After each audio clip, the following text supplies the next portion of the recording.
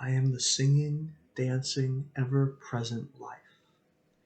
I move deeply in vast terror and grandeur, and I dance upon the surface of myself, light and playful. I sink to the depths, knowing myself as violence, isolation, severity, grandeur, and heroism. I float on the surface, knowing myself as gentleness, playfulness, simplicity, smallness, and humor. Throughout all, my love, my consciousness, and humor pervade. I have given myself the gift of utter terror, so that I could also know utter bliss. I state this again and again. All has been made to be enjoyed, and all is divine. This may seem disgusting, arrogant, egoic, or unaware to many. They look around at the tremendous, god-awful violence, madness, and isolation which exists in this world. They would say it is despicable for one to see light in these things. But I say, I have given you the darkness so that you may know the light. I have given you the wrong so that you may know the right, and so that you may have the freedom of choosing either, and experiencing for yourself the consequences of your own creation. I do not treat you as straw dogs, but honor you in your own divinity, your own self-autonomy and power of choice. But I have made it that all choices have consequences beyond you. This is the way of experience, exploration, and enjoyment. Be blessed, my child, and know that love is closer than the heartbeat. Oh, my child, I see such a beautiful vision, the whole of humanity brought together in love, this world a paradise. It is more possible than you know. I also see another vision, the world torn apart in division, hatred, fear, and self-obsession ruling the hearts of men. Do you not see the beauty which is offered you when both alternatives are possible?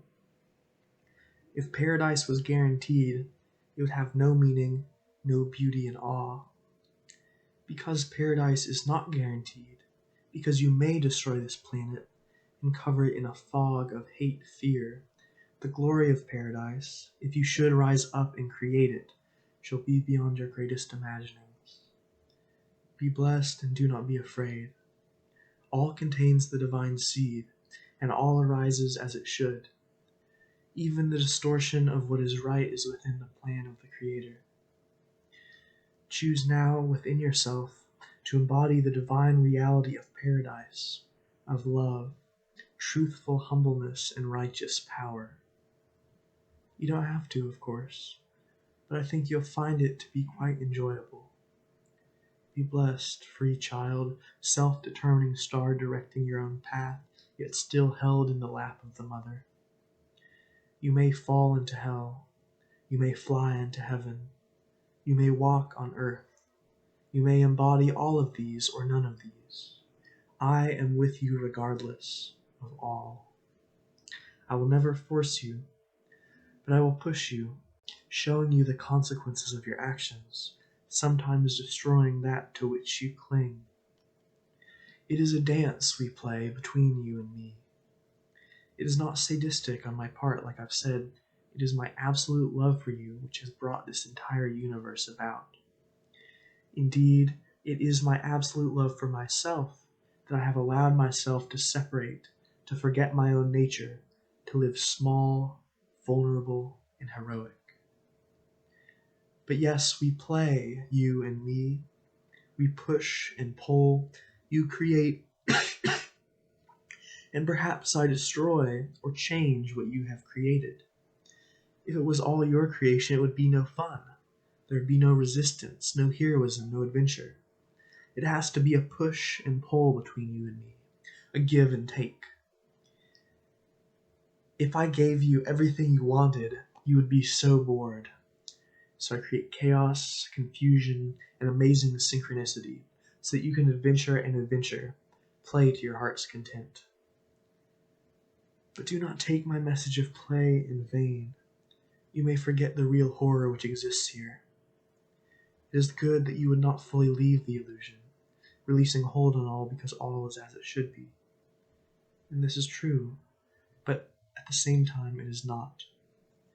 There is such great, terrible distortion which exists within your society and within the hearts of your peoples.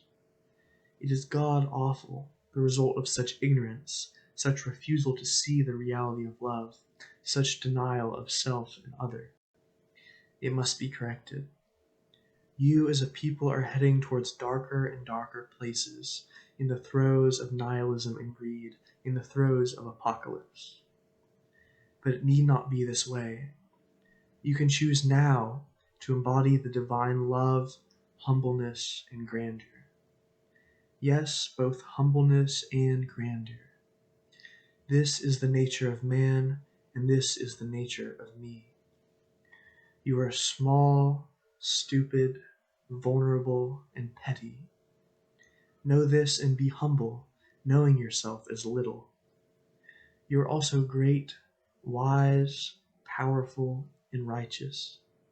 Know this and feel the fullness of what you are, the tremendous power in your hands. These two things are not contradictory, they are real.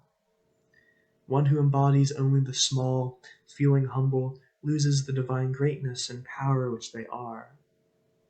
One who embodies only the great, feeling powerful, loses the divine simplicity and littleness which they are.